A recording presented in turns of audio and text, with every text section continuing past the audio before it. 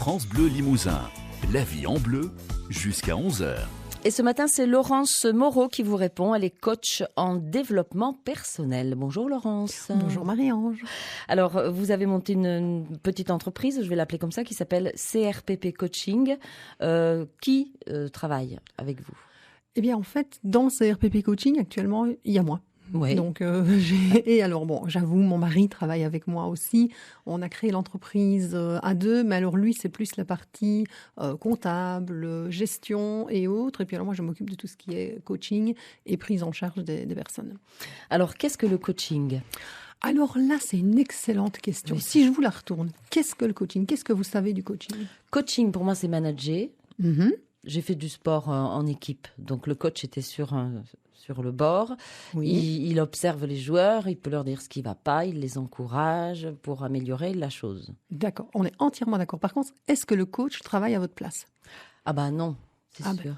Eh bien voilà, en C'est fait, sûr. c'est pour ça que je vous pose la question, parce qu'à l'heure actuelle, il faut savoir que coaching, en fait, ça regroupe tout et n'importe quoi. Et d'ailleurs, je vous remercie de me laisser la possibilité de pouvoir expliquer réellement ce que c'est le coaching, parce que quand je me présente coach en entreprise ou coach en développement personnel, eh bien les gens, c'est « Ah oui, encore une, Ouais. encore un ».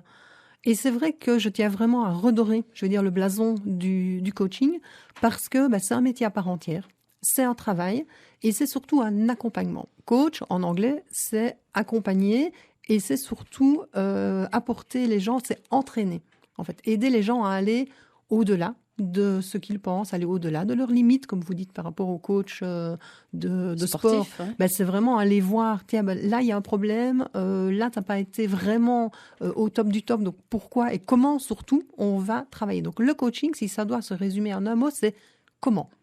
Comment je vais faire pour aller mieux ? Comment je vais faire pour changer ma manière de fonctionner ?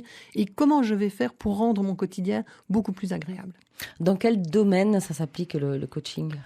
Je vais dire à peu près tous les domaines. Aussi bien le domaine de la vie privée que le domaine professionnel, que le domaine relationnel, le couple, la famille, ça va presque, c'est un peu comme les jeux de société, c'est de 7 à 77 ans. Et donc, vous aidez en fait les gens à mieux comprendre et à changer de comportement ? Alors, j'aide les gens à mieux se comprendre, à mieux voir comment ils fonctionnent et surtout à pouvoir prendre du recul. Alors, l'image que je donne toujours quand j'explique le coaching, c'est que les gens arrivent souvent en me disant « Ah oui, mais ça va pas, je suis face à un mur, j'ai le nez dans le guidon, je ne sais pas avancer. » Et en fait, je leur dis l'image, c'est pas que vous avez le nez dans le guidon, c'est que vous tournez dans un rond-point, mais vous tournez tellement vite qu'en fait, vous ne voyez pas toutes les sorties qui s'y trouvent. Donc, mon rôle de coach, c'est de vous faire rétrograder. On s'arrête, on repasse la première, et là, on se rend compte que, ah tiens, il y a une sortie, qu'est-ce qui se passe si on va par là ? Et si je vais dans celle-là, qu'est-ce qui se passe ? Donc, c'est de pouvoir, en fait, analyser la situation avec beaucoup plus de recul, comprendre nos modes de fonctionnement, et pouvoir se dire, je vais essayer autre chose, et peut-être que si j'essaye autre chose, j'aurai un autre résultat. Parce qu'il y a une phrase qui dit, si on fait tout le temps la même chose, on obtiendra le même résultat. Donc, l'idée, c'est peut-être d'aller voir autre chose et autrement. Comment ça se fait que nous, avec notre nez dans le guidon, on ne voit pas les sorties ? Comment vous faites-vous pour les voir ? Alors, en fait, moi, j'ai le recul par rapport à ce que la personne me dit. Déjà, je ne suis pas dans la situation, donc ça ne me touche pas. Donc, je n'ai pas ce côté émotionnel, je vais dire, que la personne a quand elle est confrontée à un problème. Et surtout, en fait, le coaching, c'est basé sur l'écoute. Donc, moi, je vais écouter la personne parler, je vais l'observer, et selon la manière dont elle dit les choses et comment elle les dit, mais je vais interpeller en disant, tiens, vous avez dit plusieurs fois ce mot-là, ou vous avez utilisé cette expression-là qui revient très souvent, ou là, à ce moment-là, il y a eu un mot qui est arrivé dans la phrase et qui n'avait logiquement rien à y faire. Donc, c'est qu'il y a un souci à ce moment-là. Et puis, vérifier le non-verbal vis-à-vis du verbal. Donc, souvent, il y a des incohérences quand on parle, style quand on dit oui, mais qu'on tourne la tête pour faire non. Oui, c'est vrai. Et bizarrement, le non-verbal, le corps dit la vérité par rapport à ce que le mental essaye de nous faire passer comme message. Parce qu'on essaie de cacher des choses, on essaie de pas tout dire. On essaye surtout de se le cacher à soi-même. Vous savez, le mental, son rôle, c'est de vous garder dans votre petite zone de confort et la sienne aussi, parce que le mental, il n'aime pas le changement. C'est un mot qui va revenir plusieurs fois dans l'entretien. Donc lui, son rôle, en fait, c'est de vous dire, mais reste bien où tu es. De toute façon, ça se passe bien. Si tu vas voir ailleurs, ça va peut-être encore être pire. Donc reste là. Et moi, mon rôle, c'est de dire, non, justement, c'est aller voir ailleurs. Ce qui se passe quand on sort de cette zone de confort, c'est là, en fait, qu'on découvre vraiment les merveilles du monde. On en sait un peu plus sur le coaching. On voit bien comment ça peut se passer, à quoi ça correspond en tout cas. Et ce matin, c'est Laurence Moreau qui est coach en développement personnel qui est avec nous. Laurence, vous avez évoqué une image que j'aime beaucoup. Quand on est un petit peu perdu, on a le nez dans le guidon. C'est qu'on est sur un rond-point en train de tourner, qu'on ne voit pas les sorties. Vous êtes là pour nous aider à trouver les sorties. Au moins, c'est clair et c'est parlant. Vous pouvez aider les gens, par exemple, pour perdre du poids. Alors, d'abord, il y a 2 choses qu'il faut que je dise par rapport au coaching. C'est que, premièrement, je ne suis pas magicienne. Je voudrais bien, mais non, ça marche pas, non. Et surtout, je n'ai pas la réponse à vos questions. Alors vous allez me dire, mais alors ça sert à quoi de venir me trouver? C'est simplement qu'en fait, les réponses, c'est vous qui les avez. Moi, je suis juste un catalyseur qui va vous permettre de mieux pouvoir répondre à vos propres questions. Et donc, perte de poids. Alors, attention, je dissocie tout ce qui est prise de poids lié à un problème médical, lié à un problème hormonal, où là, évidemment, je n'ai pas beaucoup de possibilités d'interagir. Par contre, moi, je vais parler beaucoup de la perte de poids pour des kilos, ce qu'on appelle les kilos émotionnels. Un kilo émotionnel, c'est quoi? En fait, c'est, comme je vous l'ai dit tout à l'heure, le corps vous parle. Et que le corps, en fait, il parle en vous donnant des indications, en vous disant qu'il y a quelque chose qui ne va pas. Et comme nous, on a l'habitude de ne pas écouter notre corps, en fait, le corps, il vous parle graduellement. Donc d'abord, il va vous donner une petite indication. Puis comme on ne l'écoute pas, il va vous donner une indication un peu plus importante. Et donc, il va à chaque fois monter comme ça en graduel. C'est ce qui fait qu'on arrive à des cas vraiment importants de dépression, de burn-out, dont on parlera après. Mais les kilos, c'est quoi en fait? Quand on ne va pas bien, on stocke notre mal-être. Alors ça peut être parce qu'on a de la tristesse, parce qu'on a de la colère, parce qu'on a peur. Et en fait, on stocke. Justement. Et vous savez, toutes les expressions imagées qui disent « Oh, j'en ai gros sur la patate »,« Oh, mais ça, j'arrive pas à le digérer »,« Ça, franchement, ça passe pas ». Et en fait, c'est que ça. Et on garde toutes nos émotions à l'intérieur. Et en fait, les émotions se stockent. Et selon les personnes, se stockent en poids, en kilos. Chez d'autres, ça va être totalement l'inverse, où on a des personnes qui vont maigrir dès qu'elles sont stressées. Donc, le but des kilos émotionnels, c'est toujours de se dire « Mais attends, qu'est-ce que ces kilos ont à te dire ?» Et donc, vous allez me dire, là, elle commence à péter un câble. Et donc, en fait, c'est vraiment aller interpeller la personne sur, tiens, quand avez-vous commencé à prendre vos kilos? Qu'est-ce qui s'est passé à ce moment-là? Comment est-ce que vous avez réagi? Et donc, quel mécanisme s'est mis en route dans votre corps et dans votre vie pour que ces kilos se stockent? Et donc, à partir du moment où on sait identifier l'origine des kilos, ça va être très facile de pouvoir les perdre parce que ce n'est jamais qu'une question de volonté et de pouvoir rechanger la situation et reprendre le contrôle de votre vie. En fait. Et c'est pour retrouver cette volonté que vous pouvez nous aider aussi? Alors moi, je peux vous aider d'abord à retrouver votre volonté. Pourquoi? Parce que le coaching est un outil d'action. Ça veut dire qu'à la fin de chaque séance, il y a une action qui est prise en main par le coaché. Alors, il le fait ou il ne le fait pas, ça peu importe. Mais en tout cas, le mental a retenu qu'il y a une action à mettre en place.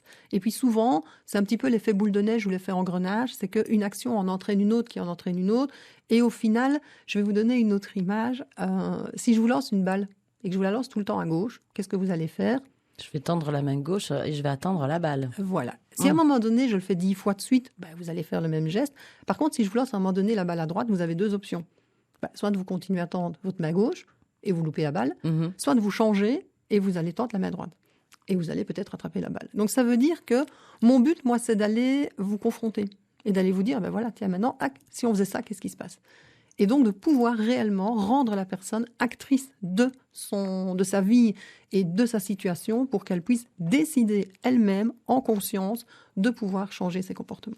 Le coaching est aussi important et efficace en entreprise. On va en parler dans un instant. Tout à fait. On va parler de la prévention du burn-out et puis du coaching aussi pour les managers qui en ont parfois besoin. Oh oui. Les doigts de pied en éventail, tout l'été avec France Bleu Limousin. Et ce matin, c'est Laurence Moreau qui est avec nous. Elle est coach en développement personnel. On va évoquer l'entreprise un peu avec la prévention du burn-out parce que ça peut se prévenir. Et puis on parlera aussi du travail que vous pouvez faire auprès des managers, des chefs d'entreprise. Alors le burn-out. Alors le burn-out, c'est la maladie du siècle, hein, ça il faut bien le reconnaître, et c'est lié principalement à deux choses, je dirais, c'est aux conditions de travail et par rapport à la personne, à son type de personnalité. À savoir qu'il y a des types de personnalités qui sont beaucoup plus sujets au burn-out, toutes les personnes qui sont hyper impliquées, toutes les personnes qui sont perfectionnistes, les personnes qui sont vraiment axées sur l'importance de leurs valeurs en entreprise, mais ce sont évidemment des personnes qui sont directement les candidats potentiels pour le burn-out quand ils sont dans des entreprises ou dans des conditions de travail qui ne correspondent pas évidemment à leurs attentes. Et évidemment, on a aussi le burn-out lié vraiment au harcèlement en entreprise et aussi on a ce qu'on appelle les burn-out aussi familiaux. Hein. Donc, alors comment on peut prévenir ça? Comment vous pouvez aider les gens, vous? Alors moi j'interviens à deux niveaux. Je peux intervenir donc après pour traiter et permettre à la personne de reprendre confiance en elle et de se remettre sur les rails, je vais dire. Mais avant, c'est de pouvoir analyser de nouveau son comportement en entreprise. À partir du moment où on se rend compte qu'on a un comportement répétitif, où systématiquement on fait les mêmes erreurs, où on s'épuise au travail, où on se rend compte que tiens, j'ai beau essayer d'expliquer mes idées à mon patron, à mon collègue, mais ça passe pas. Et alors à ce moment-là, on est toujours dans « c'est la faute de l'autre ». Oui. Puisque fatalement, il ne me comprend pas, il ne m'écoute pas, quoi que je dise, c'est jamais entendu. Et donc, c'est se poser la question aussi à un moment donné, mais est-ce que moi, je suis claire dans la manière dont je parle? Et est-ce que j'exprime assez alors, on va parler de deux super mots qui sont mes émotions et mes besoins. En fait, on est tous basés sur des émotions et des besoins. Mais le souci, c'est qu'on est dans une société, surtout ici en Europe, où on nous a bien appris depuis tout petit à ne pas parler de nos émotions et surtout pas parler de nos besoins. On ne peut pas se mettre en colère, on ne peut pas pleurer, on ne peut pas avoir peur. Alors la joie, ma foi, ok, mais pas trop quand même, parce que si tu es trop joyeux, tu déranges ton voisin qui, lui, ne va pas bien. Et les besoins, en fait, c'est quand la dernière fois que vous avez écouté vos besoins? Et pas vos envies. Attention. Besoin, oui. Ah oui, c'est deux choses tout à fait différentes. Et donc, le burn-out, c'est ça. C'est vraiment permettre à la personne d'écouter ses besoins et de pouvoir mieux les gérer au quotidien. Et quand on a, parce que ça arrive aussi, un chef qui est impossible, que vraiment ça passe pas, quoi qu'on fasse, comment on doit réagir face à lui?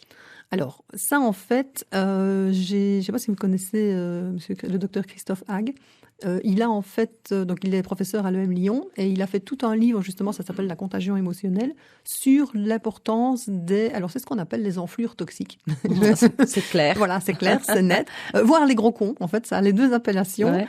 Et c'est en fait ces personnes, qu'ils soient managers ou qu'ils soient collègues, qui sont en fait, qui vous pourrissent la vie au quotidien. Il n'y a pas d'autre mot. Et donc, le but, c'est de pouvoir se prémunir de ces personnes. Alors, c'est vrai que quand c'est votre N+1, quand c'est votre collègue de bureau, c'est très, très difficile. Mais il faut d'abord déjà réagir en fonction de soi. Et se dire, dans une relation, il y a ce qu'on appelle un 50-50. C'est-à-dire, moi, j'ai 50% de responsabilité dans la relation, l'autre a 50%. Donc déjà, comment est-ce que moi, je peux me prémunir de cette personne? Qu'est-ce que je peux faire à mon niveau pour ne pas me laisser intoxiquer, ne pas me laisser contaminer par cette personne?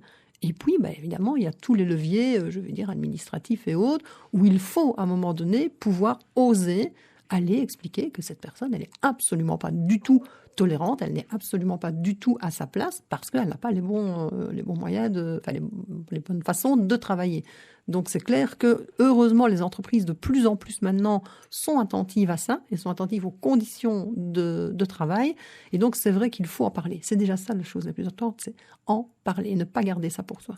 Et ensuite, prendre un petit peu de recul pour pas se laisser manger, en fait. Exactement. Dans les 50-50, c'est ça. C'est de se dire, à un moment donné, moi, je prends du recul par rapport à cette personne, et au niveau émotionnel, J'entends ce qu'elle me dit, elle peut me parler, mais je ne me laisse pas envahir et je ne me laisse pas contaminer. Et c'est là que le coaching est important, évidemment, pour trouver les clés pour ne pas se laisser envahir. Dans 2 minutes, on va parler des managers, parce qu'ils peuvent aussi avoir, oui, avoir eux aussi, dans l'autre sens. de coaching. France Bleu Limousin. Ce matin, c'est Laurence Moreau qui est avec nous. Elle est coach en développement personnel. On parle des entreprises. Laurence, on a parlé comment prévenir le burn-out. On va voir comment vous pouvez aider les managers, parce que c'est pas toujours facile d'être dirigeant, d'être patron, d'être chef de service. Alors en effet, on a toujours cette image du pauvre, je vais dire salarié par rapport au vilain, pas beau entrepreneur ou patron.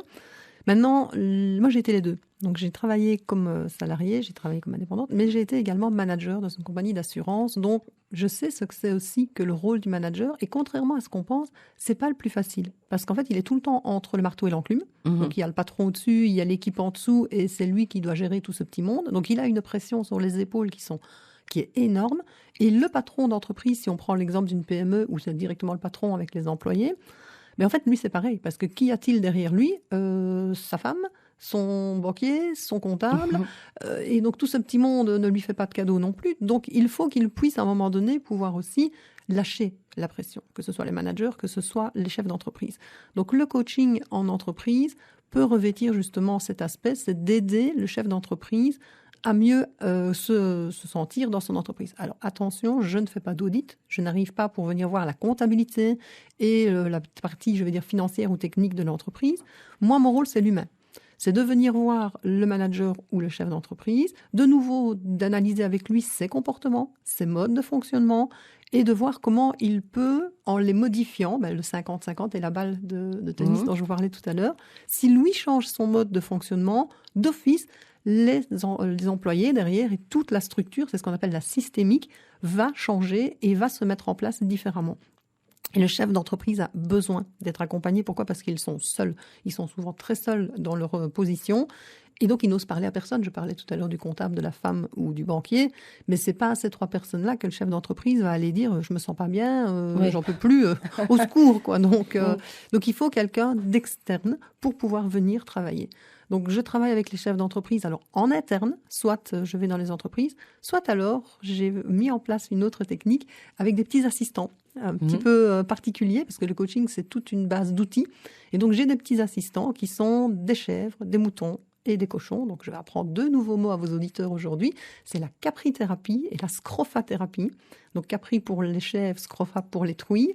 Et donc, je permets aux personnes, mais alors ça marche aussi pour les particuliers, de venir se ressourcer et de venir travailler en fait dans ce qu'on appelle de l'assistance animale. Donc c'est un peu comme l'équi-coaching ou les bars à ronron avec les chats. La ronron-thérapie. La ronron-thérapie. Donc on va appeler ça la baie-thérapie. Et qui permet en fait aux personnes vraiment de pouvoir se libérer, de pouvoir lâcher du stress et d'être face à un public qui ne juge pas. Et un public qui ne ment pas. L'animal, il ne ment pas. L'animal, il est juste là pour vous permettre d'être qui vous êtes réellement. Et donc vous, le fait qu'il y a un animal, ça pourrait être un chien, un chat, là, bon, il se trouve que ce sont des chèvres. Oui. Ça vous permet d'entrer plus facilement en contact avec la personne parce qu'elle se lâche plus vite ? Alors, elle se lâche plus vite. Et alors, ce qui est assez amusant, c'est qu'au bout d'un moment, moi, je n'existe plus dans la relation. À savoir que la personne va parler avec la chèvre, l'animal ou le mouton et va transposer tout son mal-être sur l'animal et va faire complètement abstraction que moi, je suis dans la relation. Et donc, ça va permettre à la personne de se lâcher directement et de ne plus avoir cette impression de « je parle à mon thérapeute ». En plus, on est en extérieur. En été, on est dehors, assis dans des transats avec les chèvres sur vos genoux. Oui. Et en été, on est dans la bergerie, assis dans la paille. Donc, pour le manager costard-cravate, c'est aussi tomber la chemise à ce moment-là. Bien. Laurence Moreau, on pourrait en parler longtemps. Malheureusement, le temps passe vite. Vous organisez des ateliers aussi. On peut avoir des renseignements en allant sur votre site internet. Tout à fait. CRPP Coaching, ou alors on tape Laurence Moreau coach personnel et on vous le trouve facilement. Assez rapidement, oui. Il faut beaucoup de séances pour se sortir d'une situation difficile, pour aller mieux. Alors ça, c'est une excellente question parce que la plupart du temps, les personnes n'osent pas démarrer en se disant mais je vais partir comme une psychanalyse ou une psychothérapie sur un moment très long. Non, ici, le coaching, c'est maximum 10 séances parce que c'est quelque chose de très concret, c'est très rapide et donc on est dans de l'action. Donc maximum 10 séances d'1h30 et en général, le problème est résolu. Et les séances, à quelle fréquence ? Toutes les 2 semaines, pour permettre au cerveau justement de pouvoir bien analyser ce qu'on a fait la fois passée et de le mettre en action. Merci Laurence Moreau. Mais merci à vous et merci pour cette invitation. Belle journée. Également, Au merci, revoir. au revoir. France Bleu Limousin. France Bleu.